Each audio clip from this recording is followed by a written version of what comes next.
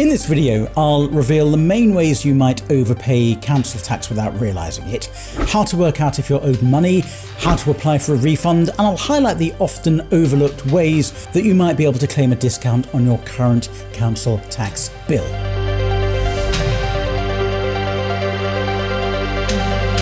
I'm Daniel Barnett, a barrister practicing in central London and the presenter of the Legal Hour on LBC Radio. If you want to stay up to date with my other videos, do subscribe to my channel and click the notification bell. I'll give you 4 seconds. 4, 3, 2, 1. Thank you. Most people pay council tax in arrears, usually by a month. Longer isn't uncommon. And that means when you close a council tax account, it's likely to be in credit. This is by far the most common reason that you'll be owed money. You can also end up with a council tax account that's in credit if you mistakenly make a payment to a closed account. This is most common when you pay by standing order because, unlike with direct debit, there's no means of automatically refunding your money for your local authority. There's also a less straightforward way that you can end up overpaying, and that's where the property is reclassified into a lower tax band. When a property is moved into a lower tax band, after an occupier changes the way it's being classified, past bills are retrospectively recalculated. This means if your council tax account has been closed, it could suddenly be in credit, reflecting the difference between the old and the new tax bills for however long you lived there. In all 3 scenarios, you'll be owed money, and these errors are surprisingly common. Nationwide, councils hold hundreds of millions of pounds of overpaid tax. Now, as much as they're strapped for cash, local authorities aren't just sitting on that money because they want to keep hold of it. In most cases where people are owed money, it's because they're hard to track down. Councils have limited resources available to spend on returning overpayments. This means the harder it is to find you, or the harder it is to find your bank account, the more likely it is that you'll be owed money.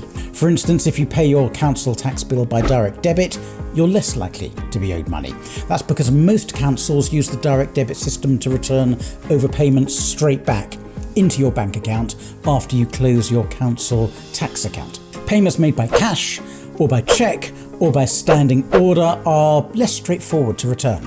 Councils will also find it easier to track you down if you've moved into a new property within the existing local authority area. Otherwise, unless you've arranged for your post to be redirected, they've often got no contact details for you at your new address, and they may not be willing to do the detective work necessary to track you down. This means you're most likely to be owed money if you've moved outside your previous council tax area and paid your bills by cash, cheque, or standing order. But many people are owed money even where they used direct debit and remained within the same local authority boundaries. Some councils choose not to make automatic refunds by direct debit, and administrative errors also sometimes occur. And if you lived in a house with several other adults, it might be more complicated for the council to work out who should be refunded, so it may be more likely you have an unclaimed overpayment. It can also be worth checking whether your previous home has been rebanded. To do so, see the Check Your Council Tax Band page at gov.uk, which I've linked to in the notes below. All English properties are publicly listed there. If the property's been placed in a lower band, your closed account is likely to be in credit. Now, if you think you might be owed money, your next step is to contact the relevant council. There are 2 main ways to do this. First, many councils have a dedicated online form for reclaiming overpayments, and where this is available, it's likely to be the best method. It doesn't involve waiting in a phone queue. It's worth noting, though, that some local authorities only provide forms for those who've been informed that they're owed money, not for speculative inquiries. Some also require a reference number, which you might not have. The alternative option is to make an informal inquiry.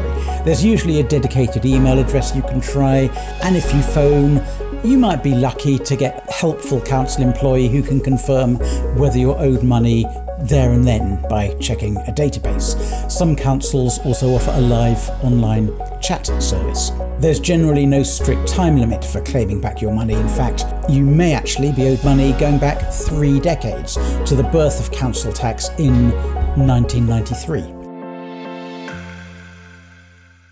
If you are owed money, that's great. But what if you're struggling to pay your current council tax bill?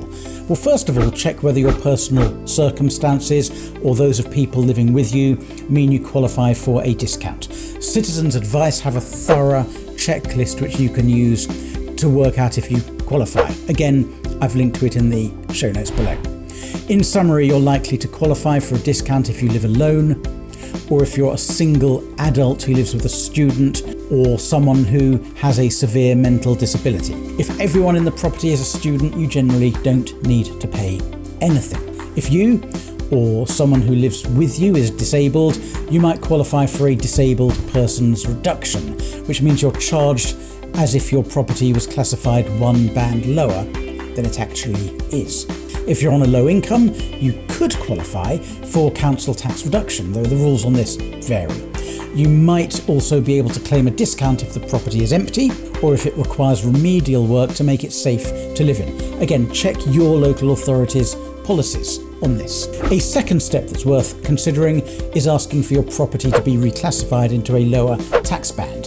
When the tax was introduced, valuations were rushed. In England, unlike in Wales, there's never been a systematic revaluation process, meaning many properties remain in the wrong band. If you moved into your property in the last 6 months, you've got a legal right to insist that the valuation office agency reassesses its council tax banding. You can do this online by visiting the information page relating to your property at the Check Your Council Tax Band site, and then clicking Challenge Council Tax Band. But be warned, reassessments can result in your property being placed in a higher tax band, and it can affect the classification of your neighbours' properties also. Although it's rare, you do need to be aware of that risk. So how can you tell if your property has been misclassified? Well, one telltale sign is if similar properties in your street have been placed in a lower band than your own. And again, you can use the Check Your Council Tax Band page at gov.uk, which I mentioned a second ago. But bear in mind, your valuation could be the correct one, meaning your neighbour's bandings could be increased, but yours could remain the same if you ask for reassessment. Another sign is if the value of your property in 1991 was lower than the relevant council tax band that it's been placed in. And you can find these thresholds on a page called How Domestic Properties Are Assessed for Council Tax Bands at gov.uk. Again, I've linked in the show notes below. Then you can compare those thresholds with the value of your property in April 1991. Nationwide have an online tool, also linked below, that helps you estimate this. Neither will guarantee success, but if both suggest your property has been banded too high, a reassessment might be worthwhile. If you find out your property has been banded too low, it's probably best to keep quiet. There's no legal obligation to inform anyone. I hope you found this video useful. If you did, you might also like my video on how to watch TV legally without a license. I'm Daniel Barnett. Thanks very much for watching. Bye bye.